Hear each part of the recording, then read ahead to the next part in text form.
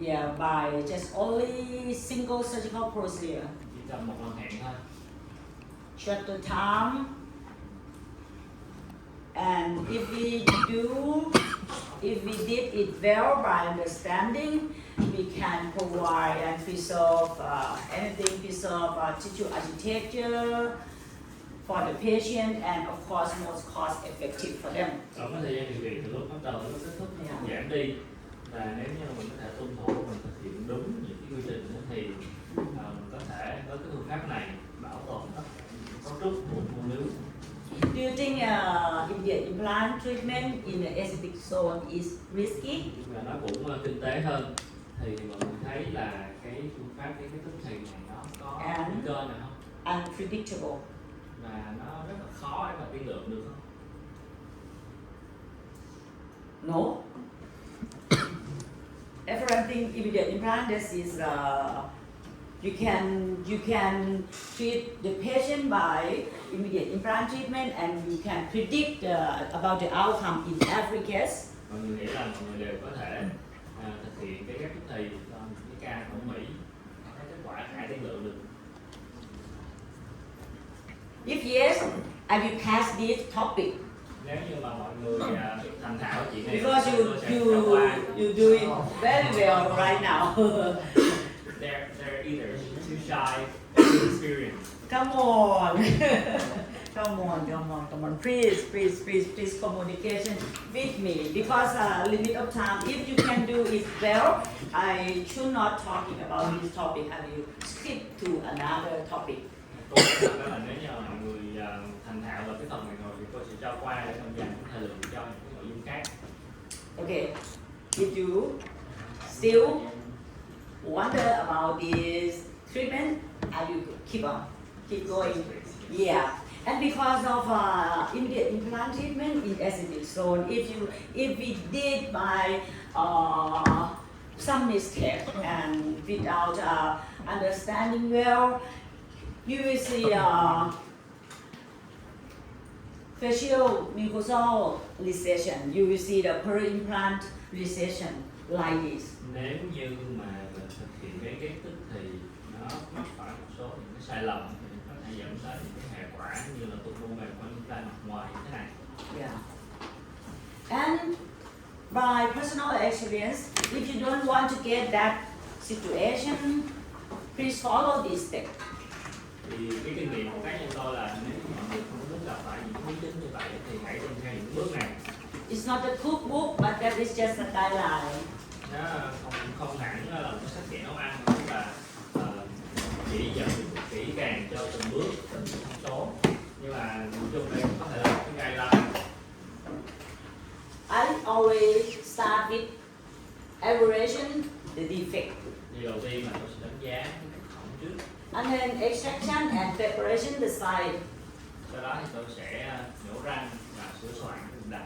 You need to select implant properly for the size and position, and to get implant stability. Mình cần phải lựa chọn cái implant có kích thước, thiết kế phù hợp, vị trí chính xác, và làm sao đó mình sẽ đạt được cái độ implant tốt. And of course, we need to understand about the oral architecture preservation. Và dĩ nhiên mình phải biết cách để làm sao bảo tồn những cái cấu trúc của mặt xương mổ. We need to understanding about bone regeneration and soft tissue regeneration as Phải nắm well. được những kỹ thuật tái sinh xương và mô mềm. And immediate implant is not just a surgical treatment for implant stability, but the treatment is also meant to keep peri-implant tissue in the day of extraction till final restoration done. Cái quy trình đặt implant tức thì không chỉ chú ý vào cái độ mỏng của implant mà còn chú ý tới cái sự độ mỏng của mô van implant nữa.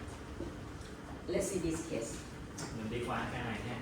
I will start by this case. You see, this defect is second class 1. Cái ca này nó có cái xương mổ loại 1. Good soft tissue, you see, thick biotype, have collagenate tissue band. This is enough for soft tissue. Socket 1 theo Alien tức là mình chưa có tục mô mềm và chưa có tục mô xương. Ở đây thì kèm theo cái kiểu hình sinh học nếu cũng dài dặn nữa. Look at here. Buckle bone class. This is low class or normal class or high class. Người thấy cái hình xương If you remember, ở ngoài này á, Dr. Marsley thì sẽ yesterday. phân loại theo là thấp, trung bình hay cao như hôm qua mình nói. Yeah. And this secondary view classification. If you would like in the case that you need to make a immediate implant placement, you need CBCT to check. Nếu như mình muốn đặt implant tức thì chắc chắn mình phải chụp CT để khảo sát các dọc này. The buccal bone wall, thin and thickness, and also the level of the outer bone crest. Để đánh giá cái xương mặt ngoài nó dài hay mỏng, Yeah. cái vị trí nó nằm ở đâu. And you must check. You can have stability of the implant or not, and you have to check about the restoration design by angulation of implant that you would like to place. Cũng có thể khảo sát được cái hình thái của nền xương phía bên dưới để xác định trục của implant tương ứng với trục của phục hình. Also, this case is a simple defect for immediate implant. Thì cái dạng huyết khổng loại 1 như thế này là một cái ca đơn giản cho implant tức thì. Yeah. I put implant. I deal for the implant, and in this case, I use bone particulate Tôi khoan sửa soạn implant trước, sau đó tôi ghép xương hạt to seal the gap. để mà lấp đầy cái khoảng đó. And if you decide to use bone particulate, after you dealing osteotomy site, you must put the last deal into the osteotomy site, and then you need to pack the bone and condense the bone particulate. Nếu như mình muốn ghép xương hạt thì khi mình khoan cái mũi khoan cuối cùng thì mình vẫn để mũi khoan ở đó và nhồi xương vào. And then install implant.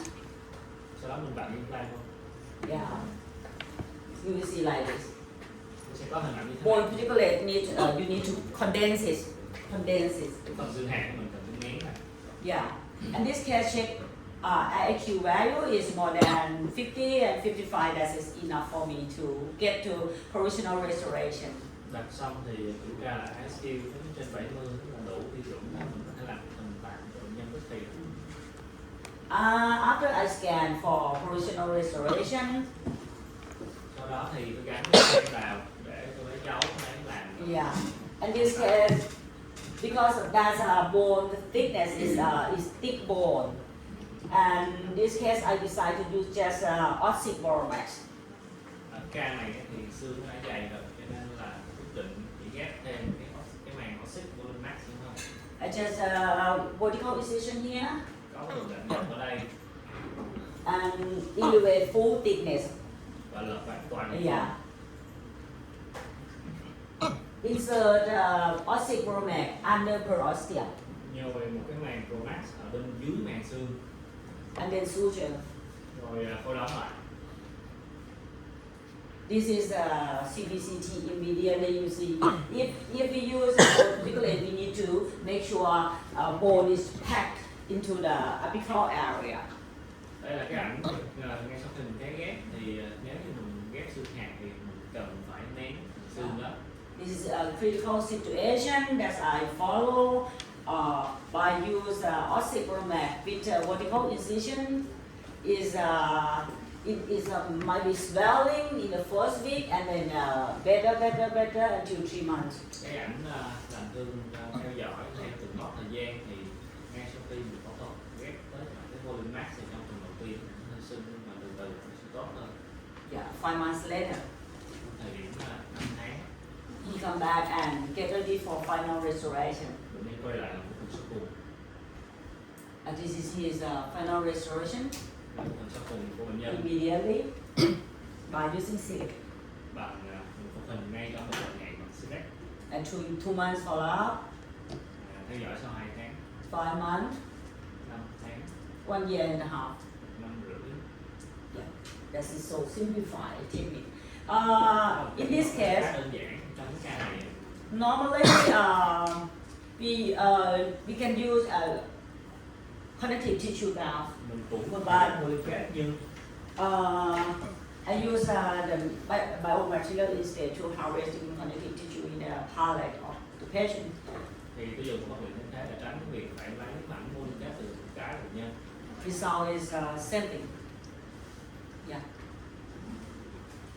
We can have beautiful soft tissue. We can preserve architecture and complete corticalization.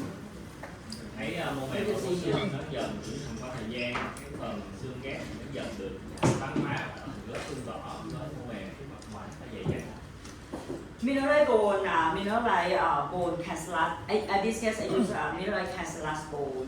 Mineral cancellous bone, as I told you yesterday, at 4 months we have percent of vital bone cell almost 50%. That is mean it's faster regeneration and it's quality of tissue under soft tissue. So why the outcome be like this? Thì nếu như mình dùng xương hạt phán phá thì như cái nghiên cứu hôm qua có trình bày thì cái phần xương sống tái sinh được có thể lên tới gần 50%. Yeah, in this case, this is his engineer from Canada. He have a short period of work in Thailand, and his front tooth was broken, and he called. Đây là một kỹ sư từ Canada. Yeah. Có dịp đi công tác tới Thái Lan vì công việc ngắn. After I scan and wax up, and I plan with the cycad software. Scan lên mẫu hàm là mắt sốc. This is my wax up, restoration wax up, and this is the anchoration of the implant that I plan to restoration design to be a screw retain, and I would like to access the screw at the parallel of the tooth. Mình lên mắt sốc, lên kế hoạch implant cho nó đổ về phía mặt trong để có thể làm được một quyết định nhân.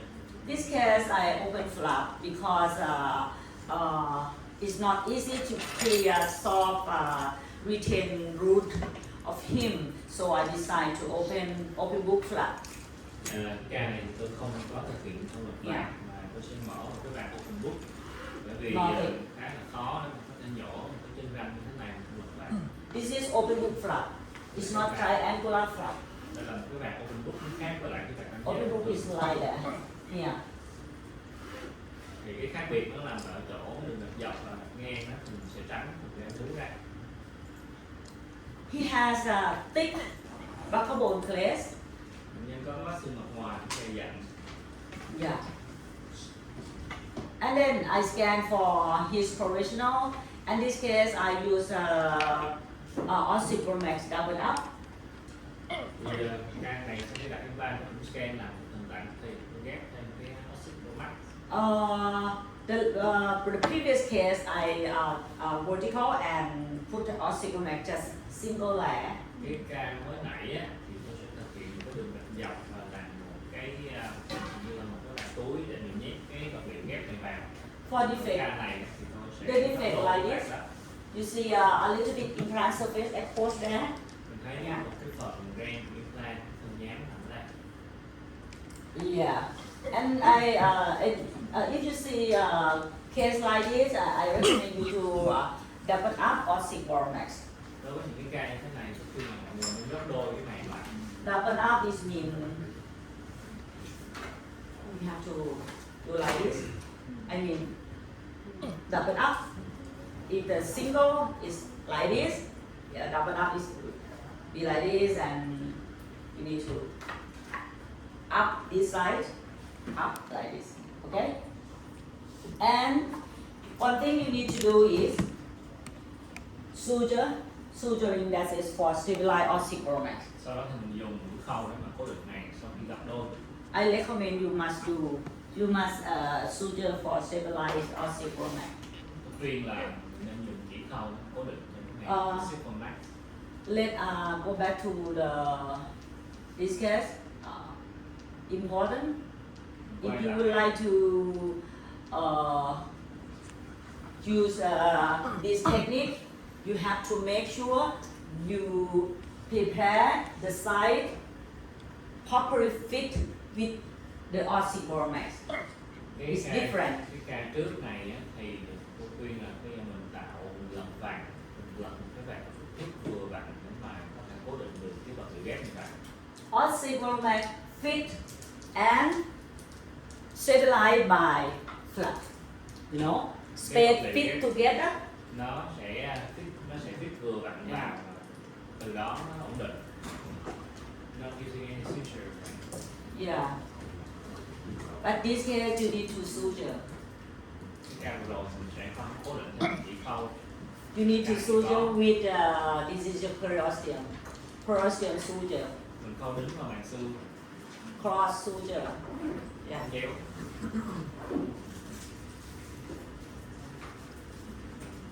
And this is immediately provisional restoration. Mình tạm tức thì One week later sau một tuần and 2 weeks, và 2 tuần he went back to his hometown. thì bệnh nhân quay lại nước.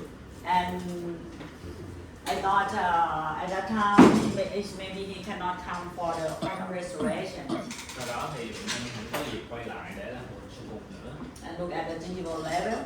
Nên mọi người có thể quan sát cái đường tiền nướu.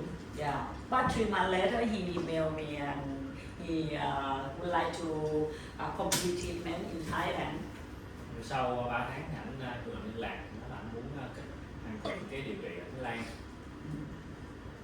And this is his situation when he come back. Thì đó là Beautiful cái thời điểm tissue. mà anh có dịp anh quay lại.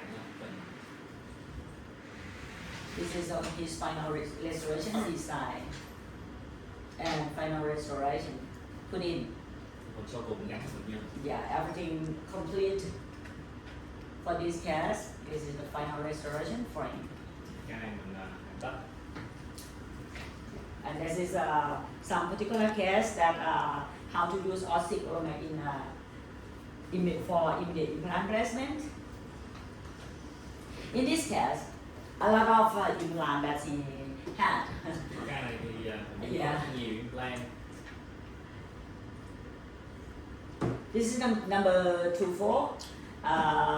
You see, yeah. Răng 24 ở đây. The adjacent is already be implant and Cái bên đã là implant rồi. very thin bancable class. Nó có mắt xương mặt ngoài rất mỏng. I place implant, I achieve stability. Implant cái độ mụn ban đầu tốt.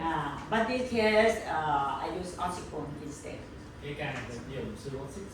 If you like to use oxycodone in this case, because it's surrounding bone intact, even though it's just thin, but it's a surrounding bone around the socket intact. Ca này Yeah. mình phải dùng xương oxy Yeah. bởi vì cái mắt xương mặt ngoài dẫu cho nó mỏng thì nó vẫn còn nguyên vẹn. In this case, I use oxybone. If you remember the case yesterday, a case like this, we no need to put oxybone into the apical. We just seal in the upper part of the socket. Nhớ là cái xương oxy hôm qua mình nói là nếu như mình có dùng thì mình sẽ không có cần phải nén nó vào phía chóp, chỉ cần để phía trên thôi. Yeah, and I recommend to put oxybone after breast implant already. Đúng không? Yeah. Và mình sẽ ghép xương sau khi mình đã đặt implant vào rồi. Yeah, and then put a provisional restoration crown. Sau đó mình làm phục tặng. Yeah.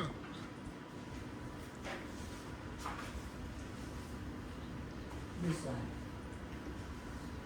4 months, Sau 4 tháng, 5 months. 5 tháng. This is clinical. This is his CBCT.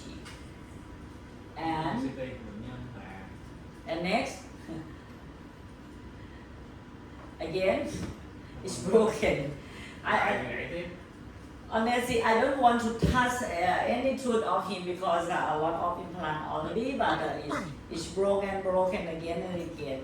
Tôi ngại không có điều trị nhiều cái bệnh nhân nhưng mà Yeah. implant nó là bây giờ đang gãy thôi. And same thing, like put implant, yes, stability, oxybone, seal the gap, cũng có Provisional cái restoration, khung hình đó thì đặt implant ở ép xương là vùng tay. provisional crown put in 2 weeks, 10 weeks, Giờ làm thương 5 months after implant sau placement. 5 tháng. You see, this is final restoration. Everything is simple. Thì cái quy trình mình Simple. thấy nó cũng đơn giản thôi. Yeah, 6 months. And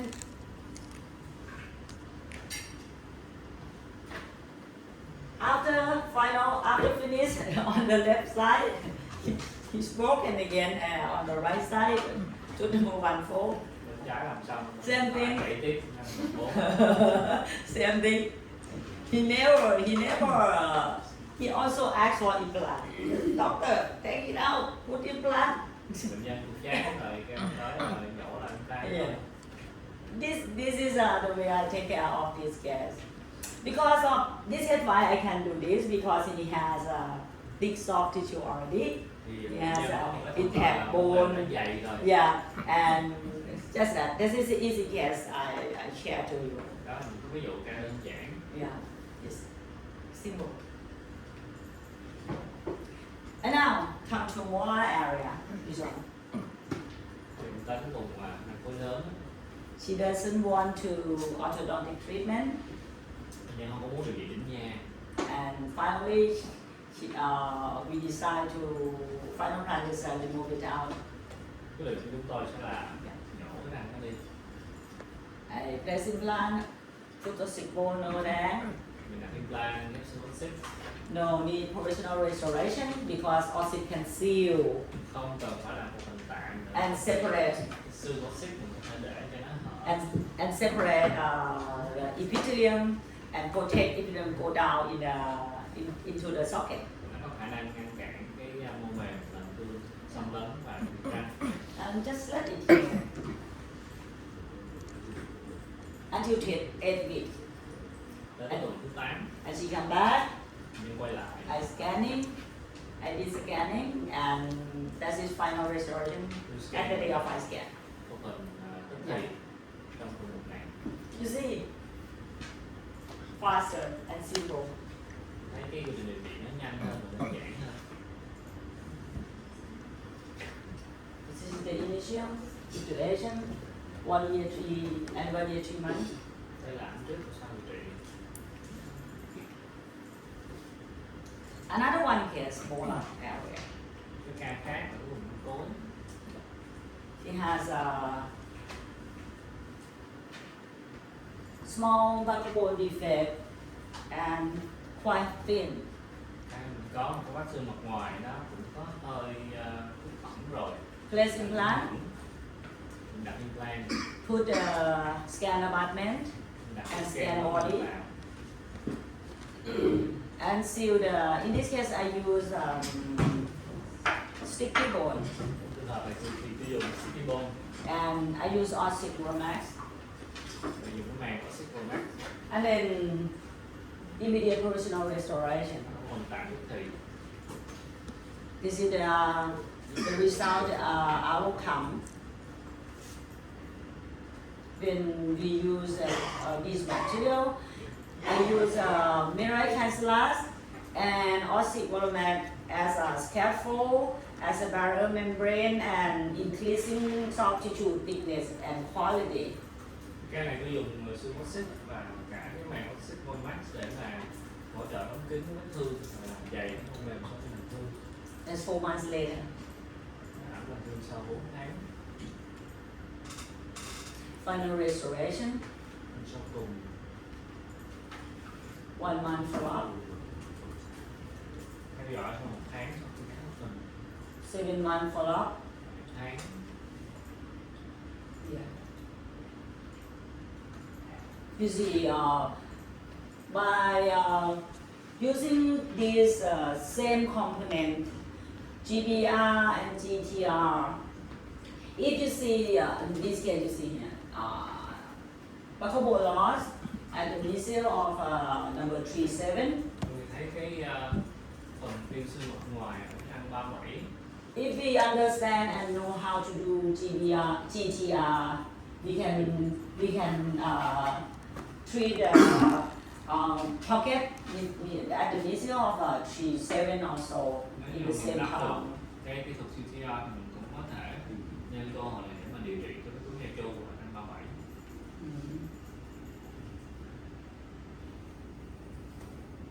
Too easy. Cái càng dẻo quá hả?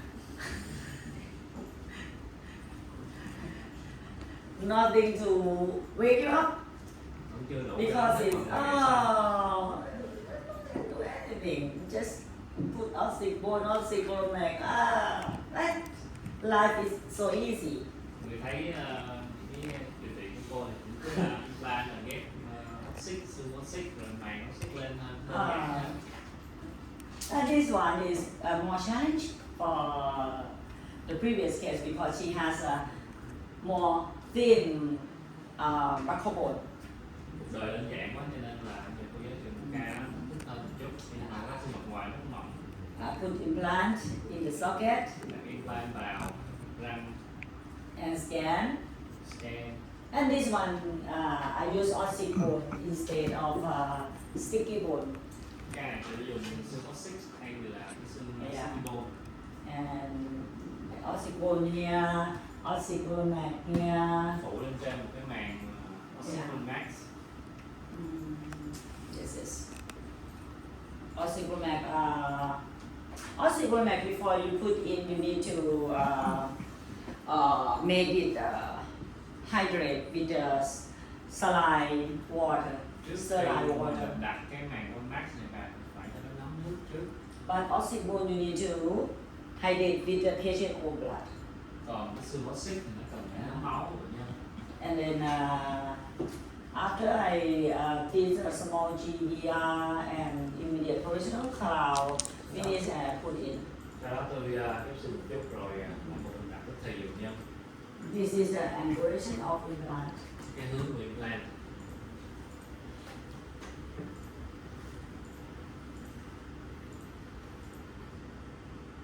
This is what we have. 3 weeks, Qua điều trị theo dõi sau một tuần. everything finished. I always stitch out in case like this. I use stitch complete stitch out around 4 weeks. Những cái ca như thế này thì tôi sẽ để chỉ nguyên là nó tới tuần thứ 4 rồi. And again, in case that I leave oxic exposed, I do not use Clexidines nowadays. Và nếu như mà cái kỹ thuật của mình có cái giai đoạn mà oxy nó sẽ lỗi như này, tôi sẽ không dùng Clexidine 6 months. sau 6 tháng.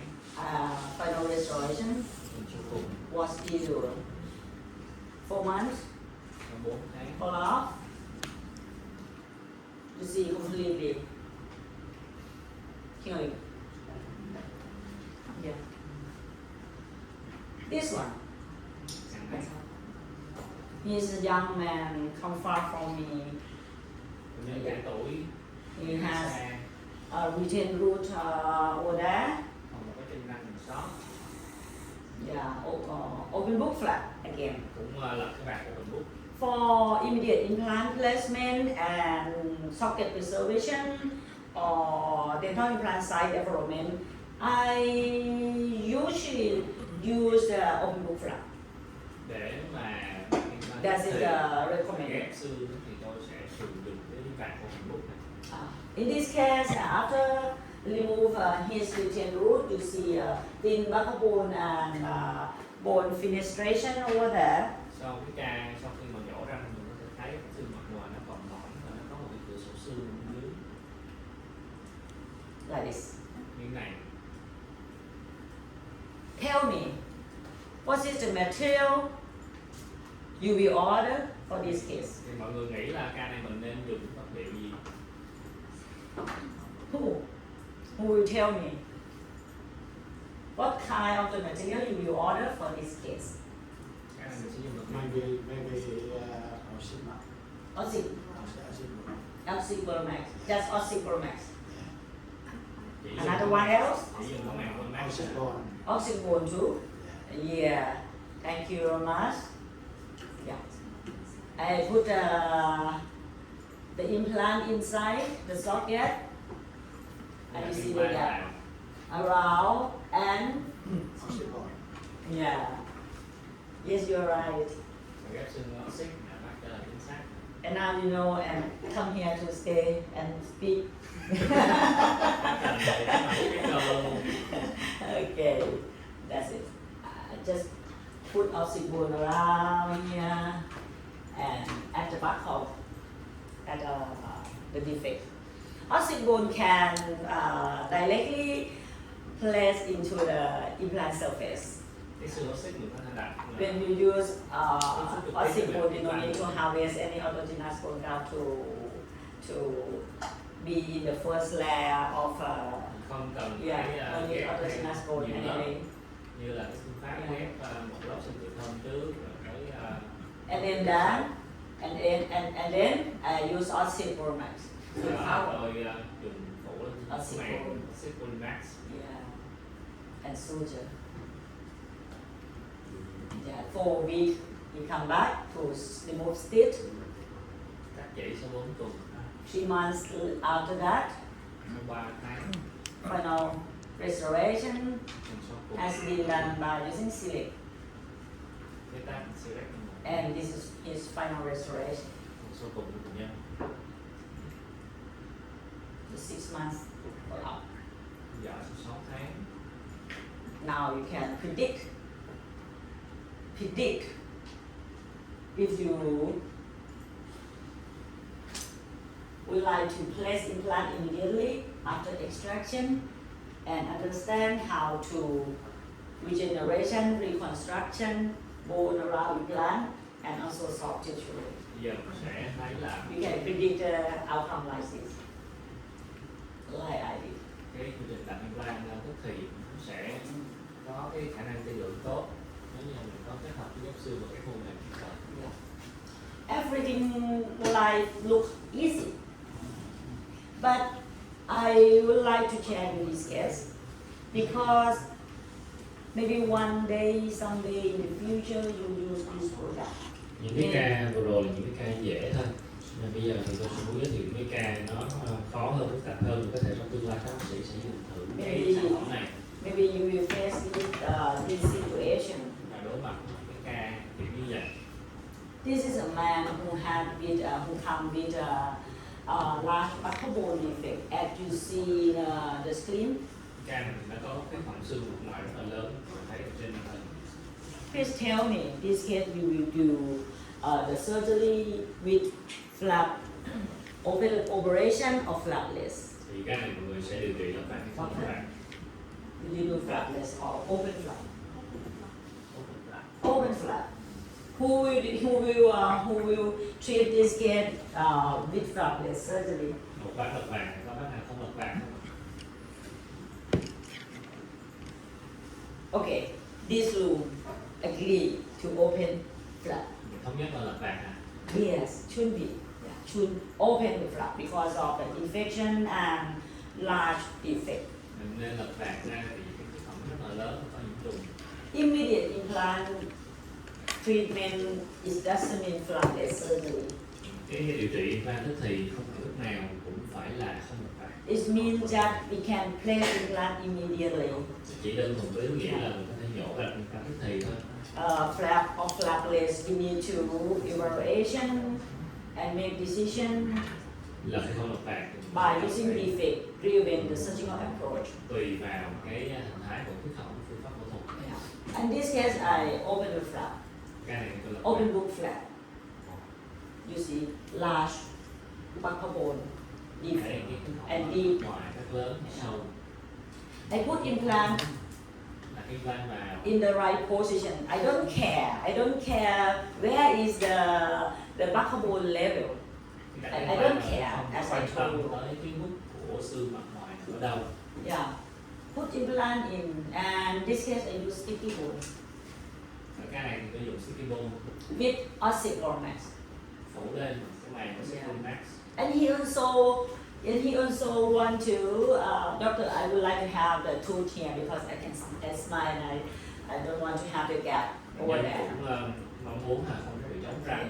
Yeah, okay, you get that. And I put oxychlor max in there. phủ cái màng ossicle max and close the flap và into có the lại original position. về cái vị trí ban đầu. You see, ossicle mag exposed like this. Mình có thể để cái màng max nó hở ra như thế này. Actually, we do not recommend you to expose ossicle mag. Thì thực ra chúng tôi không có khuyến cáo là mọi người cứ để cái màng nó bị lộ. But in this case, I did. Mà cái này thì tôi đã để lộ. Actually, maybe you will see it. Có thể là cái lộ mình có thể thấy cái này Yellowish color màu nó kỹ. of the material. Please don't remove it Mọi người đừng có thấy vậy rồi tháo ra. without pain, without fever, without pus oozing, without smell. Please don't remove it. Bệnh nhân không đau sưng, không sốt, không có chảy mũ, không có mùi. You have to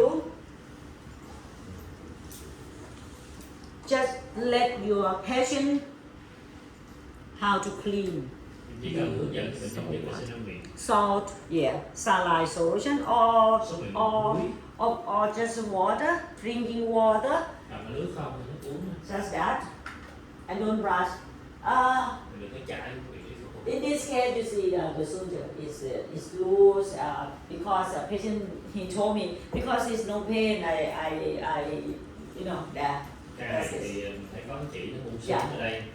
Thì bệnh nhân kể là tại thấy không đau, không chảy nó luôn. Finally, soft tissue is come and growing on top of the material Nó đã làm thương và che phủ cái ngọc liệu. and have another exposed there. Có một cái phần lộ bạc khác về cái này. But nothing. Mà rồi làm thương cũng tốt. Everything finished and better by time. Nó càng tốt hơn, của mình nó càng tốt hơn.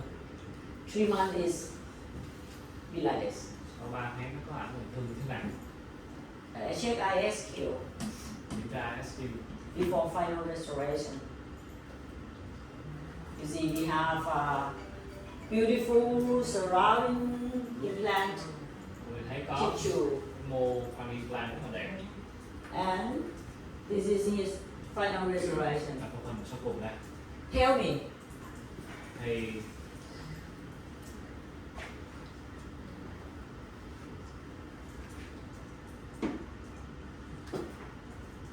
and then it's coming better and better. gai nướu hai bên nó cũng càng trở nên tốt hơn. Yeah.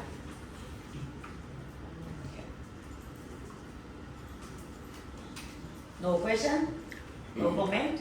If you have, just write on the paper for Bạn bên each. hãng chắc cũng sắp xếp cho các bác có cái nốt chứ không phải là nốt mà lại ha. Write it and I will So Yeah. case number 2. Huh? Case number 2, a Canadian engineer. We were able to put the implant in, grafting looks simple. Yep. And seems like we were able to preserve everything, but the line of the pillar on the distal side seems a bit short. Case number 2. Number 2.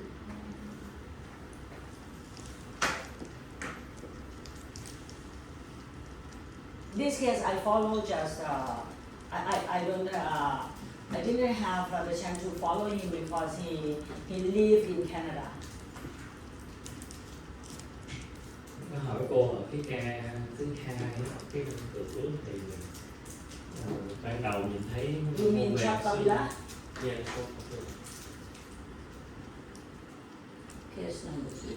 có cái gai nướu ở phía xa làm xong nó hơi thấp hơn cái bên cạnh, không biết tại sao, mặc dù là mình đã ghép và mình bảo tồn rồi.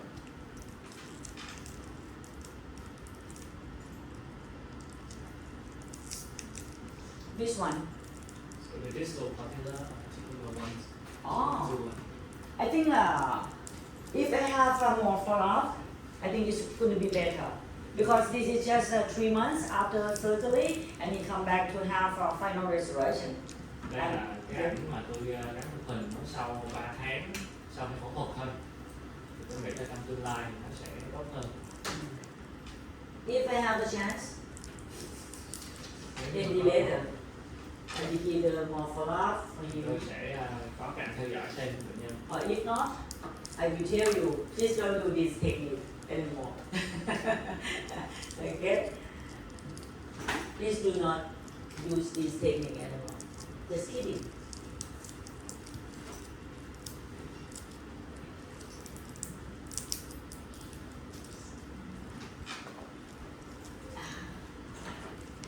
The next case.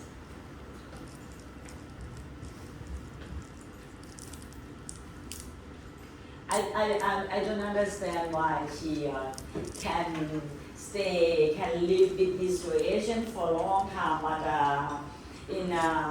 once she met me, she would like to change everything in one day.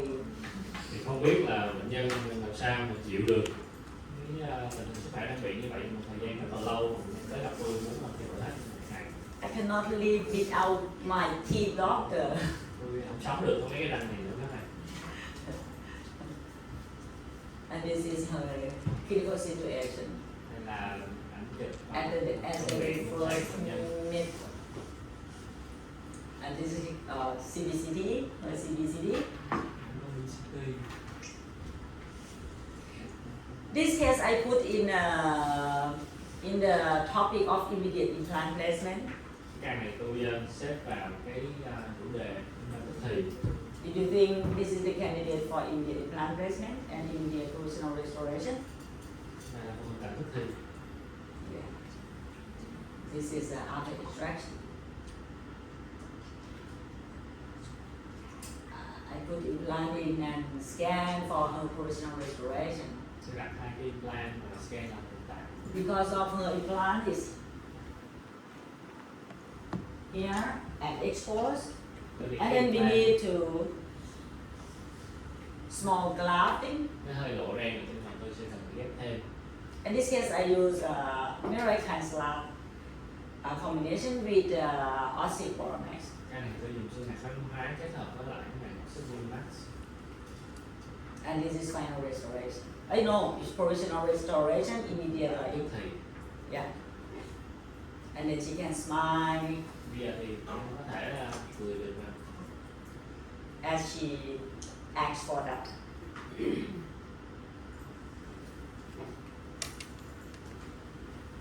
I would like to share you this. Nên tôi muốn chia sẻ với mọi người cái tình huống sau làm tương như thế này. I would like to share you this. It's look, hopefully, it's look poorly situation. Nhìn hơi thảm. But anyone can face it. I have to tell you, I have to show you this case because I'm far from you. If you use the product and you face with this situation, you need to know how to manage, okay? Nhưng mà tôi phải show cho mọi người thấy cái ca này là tại vì nếu như mọi người sử dụng sản phẩm này thì I didn't want to come here and show everything beautiful without any complication. That is not fair. Tới đây rồi show hết những cái hình ảnh đẹp, chỉ show những hình ảnh đẹp đẽ thôi, vậy thì nó không có được trung thực. Tell me, please tell me. Thì When your patient come back at a follow-up bệnh nhân của mình còn tới and khám, this material show like this, thấy cái vật liệu nó có hình ảnh như thế này how will you say, doctor? thì mình tiếp cận như thế nào? How will you say to her?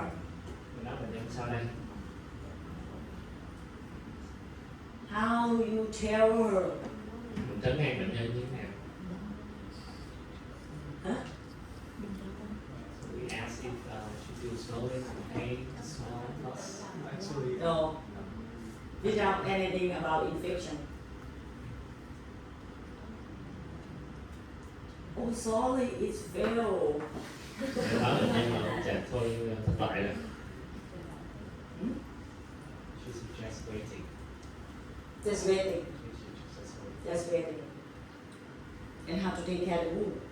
Mình chăm sóc vết thương như thế nào? I will guide patient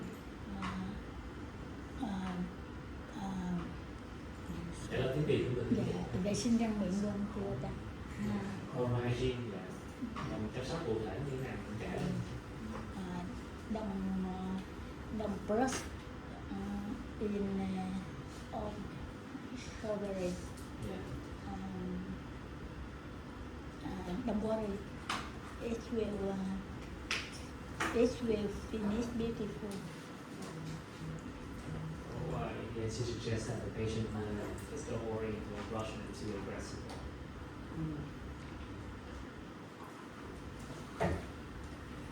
Thank you. Thank you. Yeah.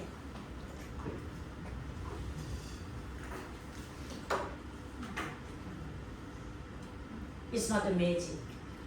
It's because the material. Cái vật liệu này nó Yeah. không phải là chén thánh, No one can tell why. không ai có thể giải thích được là tại sao. It should be fail if the biomaterial exposed in oral cavity like this. Không biết là có phải là vì cái vật liệu ghép nó bị hở trong môi trường miệng không? If it be connective tissue graft, that's okay. Nếu It's- như là I- vật liệu ghép mô liên kết ấy, thì nó sẽ không sao. Because connective tissue graft can expose in oral cavity like this. Tại vì mô liên kết thì có thể Đấy. hở trong miệng. Yeah, right, beautiful. Right. Connective tissue graft is can expose like this in oral cavity. I don't think so. You don't think so? Yeah. Connective tissue graft should not be exposed. Oh. Free tissue graft, yes, we can use. Oh, okay. Okay. But finally, just wait.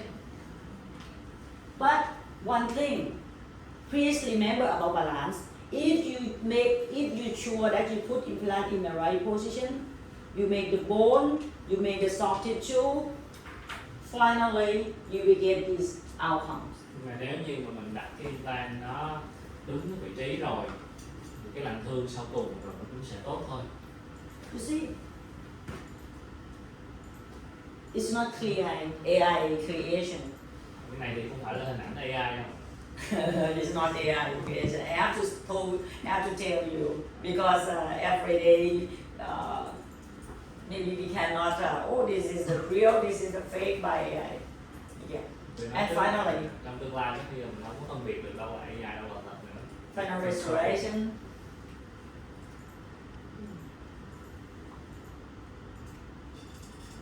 Everything complete Mọi thứ thì nó đã được hoàn tất rồi, and better. nó trưởng thành. We come so far for this case. Cái ca này mình thật ra mình đã đem được một đoạn đường khá là dài cho bệnh nhân. Yeah. But why it was exposed? I saw that you were closing everything well. This one. Yeah, the flaps, I saw that you were closing everything good. Why is it exposed? One thing you need to know about osteoformax, if because it can expand and swelling, it can be happen even though we close the flap very well. Nó hỏi cô là Yeah, trong and cô vẽ cô maybe đó, flap chinget, the chinget of the flap, and maybe I didn't make it good enough for the suturing or maybe from the patient factor. It can expose anyway. em hỏi cô là Dạ. trong cô đóng vạc cũng tốt nhưng mà sao nó lại bị hở? It's- Theo là một đó là cái vật liệu đó nó sẽ có thể nó nở sau thời gian, thứ hai là cái vạc trong quá trình làm tư nó sẽ mỏng đi mà cũng có thể có những yếu tố liên quan đến bệnh nhân nữa. I'm not sure that I have. You see, but also this one is not coming out because I fix it. I fix it with the healing abutment. Nhưng mà cái vạc này thì nó không có bị bung ra Yeah. hết bởi vì mình đã cố định bằng hương thất mân. So I told you, using osteoformax, you should stabilize by any technique or suture that is safety for you, because it can be happen. Your flap is might be exposed. Your like this, it can be happen. If you don't suture, maybe osteoporosis is coming out. Đó là lý do tại sao mà cái màng Ossix tôi nói mọi người là nên cố định thêm bằng chỉ hay là cái phương tiện khác vì nó có thể nó hở như thế này. When osteoporosis coming out, osteoporosis coming out, that is fail. Nếu mà cái màng nó bong ra hoàn toàn thì là thất bại. Yeah. But this case is not fail because it's still there. It's Nhưng mà ca này thì stabilized over there. mình vẫn giữ ổn định được bằng cái helium Gottman, cái màng nó không có bị bong nên nó vẫn thành công. Yeah. In this case, là một ca nữa. he lost his implant because it's lost integration of the implant number 47. Implant 247 nó mất tích hợp xương rồi. This is, After remove that implant, I didn't do anything. I didn't put anything in the socket. Tôi không có ghép gì cả. 2 months later, 2 tháng sau we had a beautiful soft tissue, có cái mô mềm làm thương rất tốt, but CBCT showed huge defect. nhưng mà trên CT mình thấy khứ hỏng khá lớn. In this case,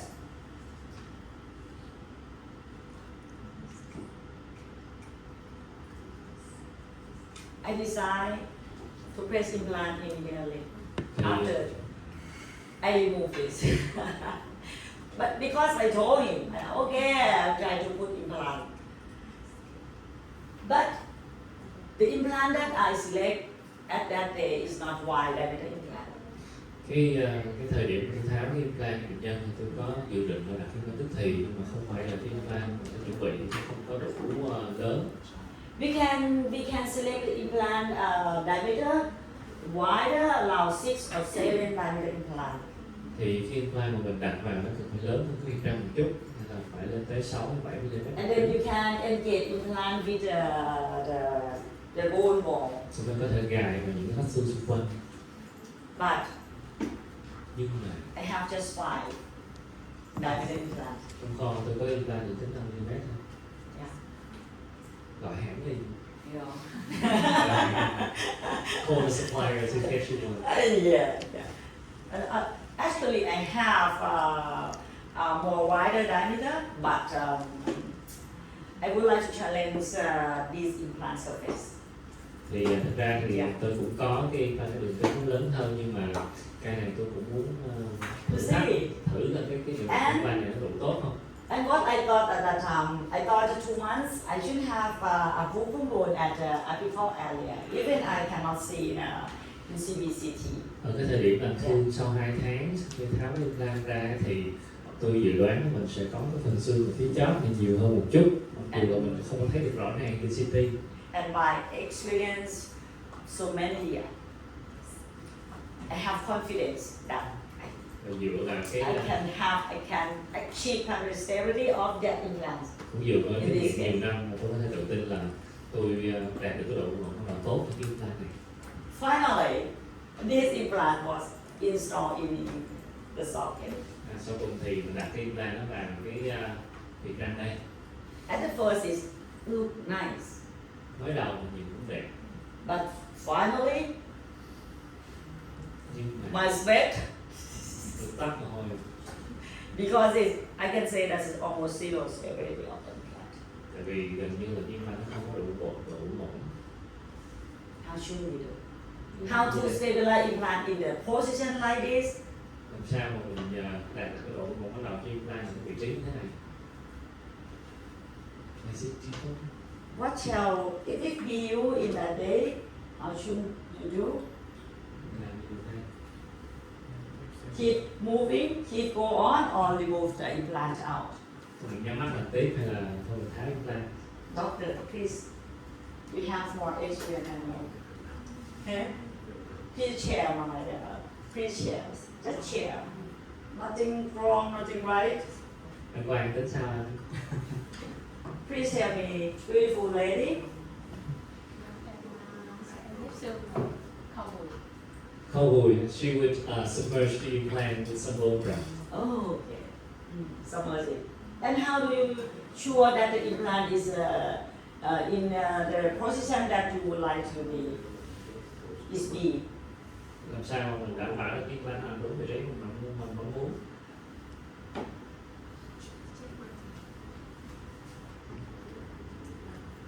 Doctor, chắc là phải kiểm tra cái phim CT. You want to check with the complexity one more time. check CBCD. Yeah, again, yeah, that's it. Okay. I can tell you I didn't dare to let him sit up, sit down. Thì Có thể nói với mọi Bạn do toát mồ hôi tới không muốn cho bệnh nhân Because it's you know, when I cover put the cover screw in, and when I remove the driver, I cannot breathe. cái lúc mà tôi vặn cái cover vào và tôi rút cái driver ra tôi nín thở.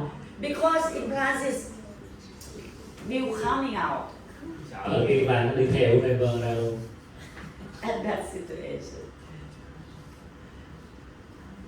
Ladies and gentlemen, I use Oxy Tôi dùng xương Oxy. because when we use Oxy and let it complete hydrate,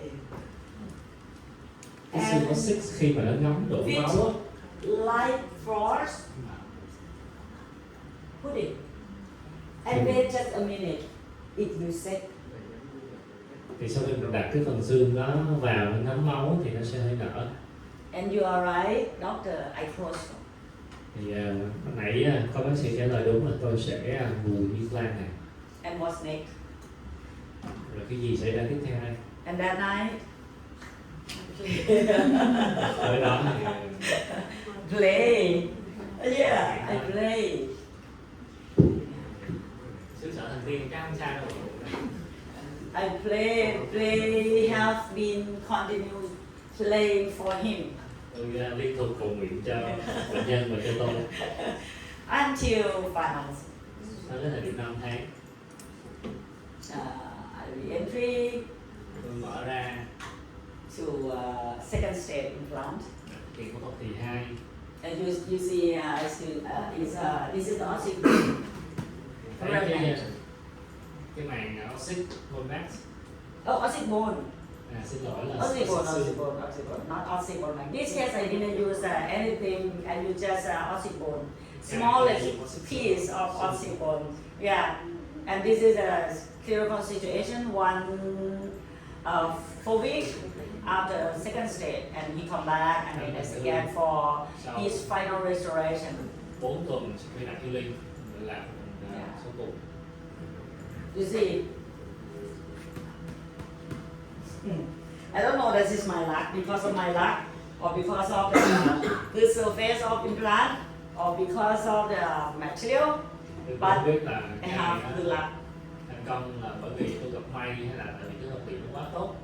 and this is his final restoration. Làm số cùng mấy cũng tại hơn chứ I didn't see any gap. không có Maybe hỏi Buddha. Huh?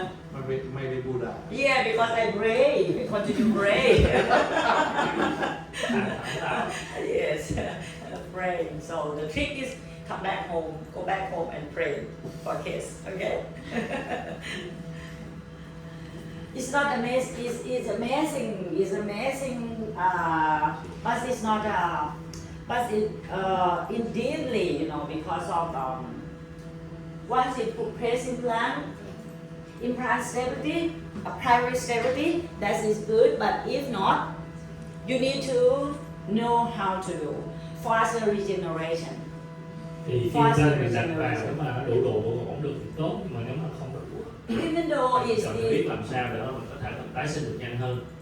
even though this area without any graft, but it had a lot of blood clot. Cái vị trí này á, nó có rất là Yeah. nhiều máu có thể đi tới. But clot in close environment by using oxybone seal the socket. Kết hợp với lại cái xương oxy nó bị kín cái phần lỗ ở trên That is GBR. thì đó là GBR. That is GBR. That is GBR. So why this is a success of treatment? Yeah. In one last case, Cái ca cuối cùng của mình maybe you give the promise to your patient. Okay, you remove your tooth, and I'm sure that I can press implant the stability. hứa với bệnh nhân là sau khi nhổ răng xong có thể đạt được cái ta được cũng nổi, But finally, you fail.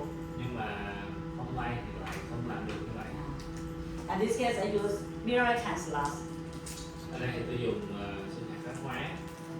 This case stability of the implant is better than the previous case.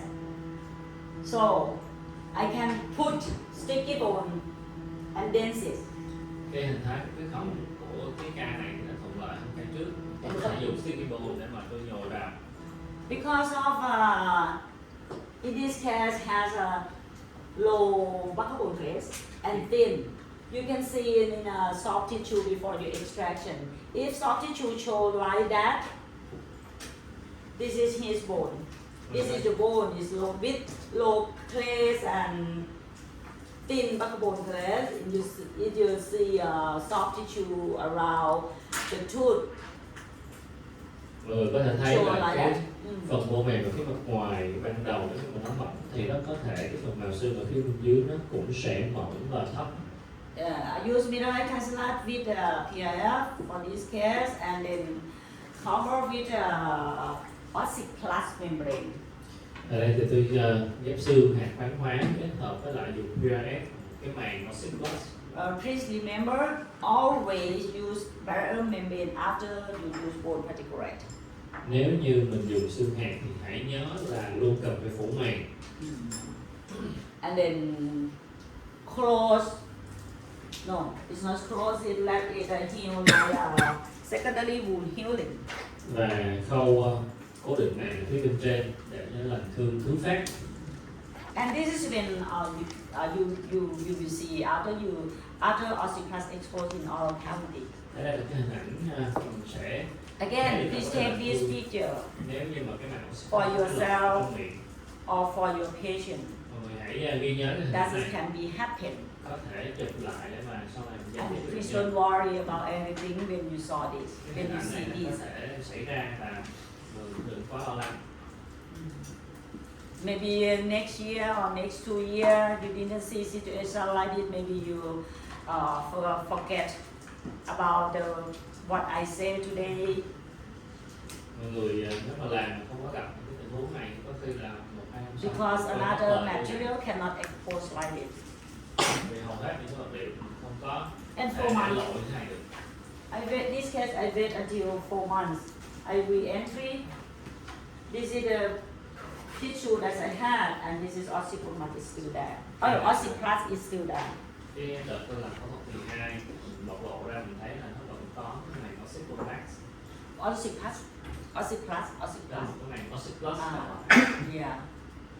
You cannot see it in 3 weeks, but it still be protect. And area that the membrane is not export, it still be there until more than 6 months. Ở cái thời điểm cái tuần thứ 3 mình thấy là cái này nó vẫn không có bị lộ. And when you reopen and see the membrane, please don't remove it. Nếu như ở phẫu thuật 12 mọi người lật vàng ra mà thấy nó còn cái mảnh vàng ở đây thì cũng không cần phải tháo ra. Don't remove it, and you just place it in the position. And this is the this is the clinical before I did the second stage. Cảm chụp lâm sàng trước khi mình làm phẫu thuật 12. In this case, I just roll his tissue. Ở đây tôi đặt tôi lên kết hợp với một cái bạc cuộn. Let's see in about the tissue around the plant. Thấy cái mô con implant này. Yeah, this is final crop. In this case, if I can go back, I will change the position of the vertical incision of the flap to be here. Cái này nếu như mà làm lại thì tôi Collect sẽ the recession defect at number 2 thay and đổi 4. cái vị trí của đường lệch dọc nó ra phía gần của răng 23 để mà tôi điều trị luôn cái khổng của răng này. Yeah. That's everything okay and beautiful outcomes. Răng 24 xin lỗi.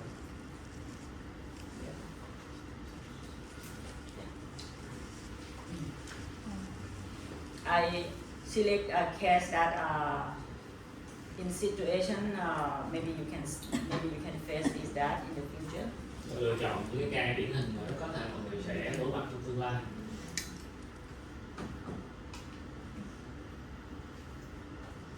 this case, upper left, first molar, retain root with Cái vị trí phần hàm hai nó Là- có cái mảnh chân răng còn sót.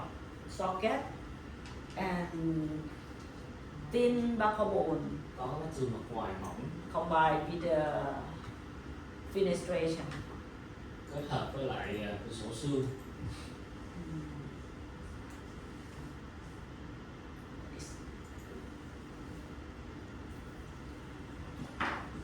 In this case, maybe you can do just side development, Sai dental implant side development, and preservation. cái ca này thì mọi Dạ, người có thể lựa chọn cách tiếp cận ghép Like tổ yesterday xương hậu, topic, như là hôm qua mình có nhắc tới. yeah, but I place implant Nhưng mà ở đây thì tôi đặt luôn implant and with ossiplast. kết hợp với cái mảng Oxy Plus. In this case, I punch ossiplast. If you like to punch ossiplast, I recommend you punch and when it dry. Tôi đục một cái lỗ trên màng để sau đó tôi dùng cái healing để mà giúp cố định. Nếu như mọi người tính đục lỗ trên màng thì tôi khuyên là nên đục khi màng còn khô. Same as ossicromac, I recommend you to cut or punch. Giống When như it's là dry. cái màng Oxymomax, nếu mình có Yeah. tính tỉa tóp hay là thao tác gì với cái màng đó thì nên làm lúc nó còn khô. And let it hydrate before put in a patient mouth, put in Trước a khi- defect. Mà đặt vào cái vị trí phẫu thuật thì mình có cho nó ngấm nước. And in this case, I use a mineral cancellous sticky bone Cái này thì tôi dùng sticky bone and suture. khô đóng. I didn't put any corrosional restoration. Cái này tôi không có làm bụng tại. This is the big best one that I have healing abutment. Về cái healing abutment lớn nhất mà tôi có. And let ossiplast work. Và để cái màng Oxy Plus là Yeah. công việc của nó. Maybe when patient come with this situation, because after surgery, I do not recommend them to brush or do anything. Thì giờ cái hình ảnh này mình có thể gặp phải khi bệnh nhân And- qua lại cái khám. First week, I always see like this. Tôi khuyên bệnh nhân là cuộc phẫu thuật về đừng có đánh răng thì sau một tuần nữa bệnh nhân tới với tình huống như thế này. I said, okay, I just clean it for him. Use saline and gauze, bed gauze to clean for him.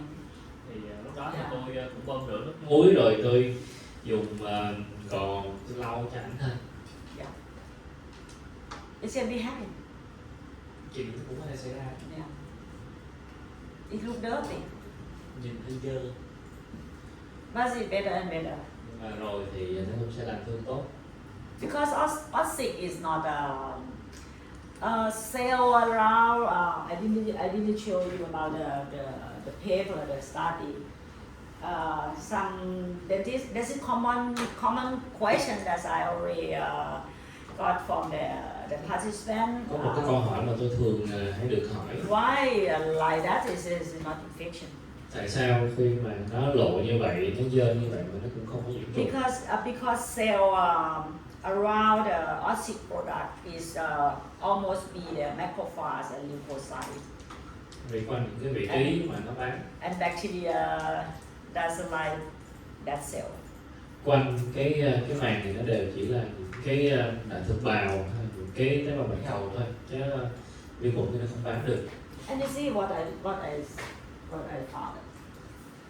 Nhưng mà cái lành thương của ca này như thế này thì mọi người nghĩ sao? Bad, it fell, maybe it's ugly, Xấu quá. ugly, right? You agree with me? It's ugly.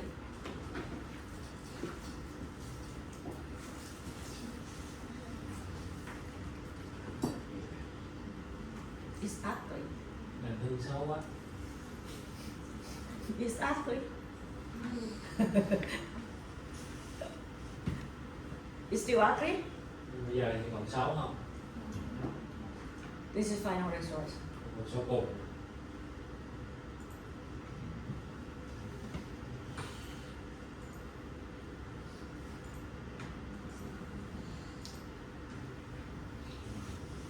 My friend, Các bạn à, I know how you feel. I saw your eyes. tôi có thể thấy được cái I saw all your nghi eyes ngờ when trong ánh you mắt của các when bạn. you when you when you look at Các bạn screen. thấy những cái ca này Because of you know, yesterday I asked you just open mind for my case. thì ngày hôm qua tôi có nói với bạn là Because mình tiếp nhận kiến thức mới, mình cởi mở. because the material change. Bởi vì cái vật liệu nó cũng sẽ có thay đổi. The material change, the behalf of the material change. Cách mà vật liệu nó làm thương cũng thay đổi. We cannot say that in the past. I am same of you. Tôi ngày But xưa cũng vậy. but because of I follow up, be Bởi vì carefully tôi follow up theo dõi sát những ca này till I understand cho tới khi mà tôi có thể the hiểu được material behalf, cái cách mà so I can tell you. để mà ở đây tôi có thể chia sẻ với mọi người. And at the Munich state, Ở trên cái sân khấu Dr. Aaron here study have study a lot of OSIC. He showcased like this. cũng sôi những cây thế The này. dentist who sits next to me, Thì bác sĩ ngồi kế tôi bắt đầu he cannot accept the clinical like this. không thể tin được vào But kết quả. I understand. I Tôi hiểu understand được. you all. Yeah. That is some part of my particular some part of the immediate implant placement that Đó là một số những cái chia because of sẻ time I share with you. Do về you have any implant question about this topic? trong sáng hôm nay thì mọi người có câu hỏi nào không? I'd like to conclusion about this topic this morning. Tôi kết luận Immediate cái implant vấn đề sáng nay placement thì and dental implant site development or preservation is the same topic. It's the same thing. implant tức thì hay là bảo tồn cái phần mô quan implant thì nó đều là cái chủ đề giống nhau. Immediate implant placement, you just can place implant at a defect Thì khác nhau là cái chuyện là and implant can thì have implant stability, cannula stability, với độ and cũ then nó you do GBR. sau đó mình ghép xương. Because the material we have, we can reconstruct, we can regeneration bone and soft tissue together in the same tay của time. mình mà mình có thể ghép xương và ghép mô mình cùng một lúc. Yeah, and then you can treat immediate implant with predictable outcomes. Thì mình có thể điều trị cái ghép implant tức thì với cái kết quả khá tiến lượng. Yeah. Any question? Mình có câu hỏi nào không? Everything clear? Tất cả đều rõ ràng. Everything can you can leave OSIC exposed right now? Thì mọi người nghĩ là bây giờ mình có thể để cái màng oxit nó bị lộ chưa? No. Không. Cannot accept that. Dạ, em cũng có một câu hỏi tương tự ở trên đây là khi mà ghép xương á thì cái màng đó mình có để lộ được hay không? Không phải là xương Xương Xương còn cổ. thì đó là luôn luôn không cần, hay là chỉ là khi nào lỡ thì lộ thì không sao, hay là cứ bỏ xương không biết này. tức là câu hỏi là Cái xương It's also one cái sticky bone không phải? Ossicon nhưng mà sticky one. con nói là này, con nói tôi để con rồi con thì sẽ là không cần, mà luôn luôn là không cần, hay là chỉ khi mà lỡ nó bị lỡ họ lỡ thì cũng không sao, hay là nên để luôn bỏ xương không cần phải. Her question is the ossix bone, can we always leave it for secondary healing? Yep. Of course. Why not? So you can do the site that you work with always have the chance to wound opening. Cái But vị trí mà mình phẫu thuật ấy, lúc nào cũng có cái rủi ro. If not Bị hở be OSIC, I believe the outcome cannot be like this. không phải là dùng xương oxit thì tôi nghĩ là nó hở thì cái làm thương không được như vậy, It's failed. nó sẽ thất bại. But by using OSIC, it's not fail. It Nhưng mà can dùng oxit turn thì to the beautiful outcomes finally. kết quả vẫn sau cùng cũng tốt. Yeah. oxygen or expose. So in short, we can Vậy leave là cái thời gian cuối cùng là oxide bond vẫn nên phủ mạng thì là nên để vậy luôn, không biết là không. So if we can leave oxygenol exposed, should we use a membrane or not? In case, if you remember, defect configuration. Nếu mình nhớ lại Simple case, hình ảnh simple case, những cái đơn small giản, defect, cái phỏng nhỏ, single defect, đơn giản. trivial defect. You can leave it còn nhiều without lắm. membrane.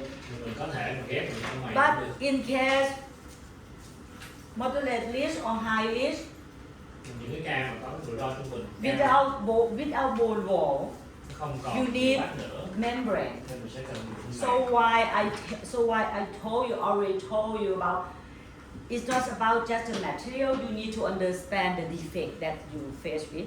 Cái câu chuyện nó không phải chỉ là If ở câu it's chuyện poor gì, and high risk, you need more. mà còn là Okay. tác động như thế nào, rủi You ro get làm that sao. point? Yes.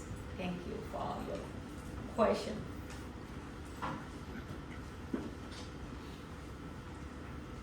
Ten thirty. Một rưỡi nè.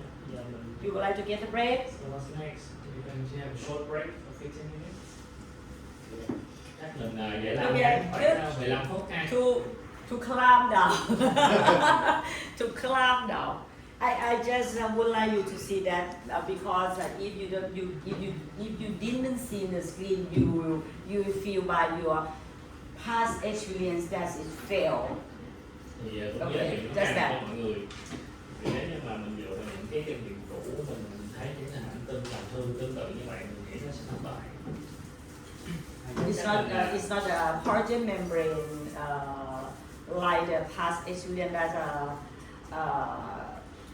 you can have experience about that. Nó không giống những cái màng collagen thông thường mà mình sử dụng thì lỗi nó fail. Chắc mình nghỉ giải lao 15 phút để mình tiêu hóa những thông tin này trước, mình sẽ quay lại đúng giờ lúc 10 giờ 45. Yes, yes.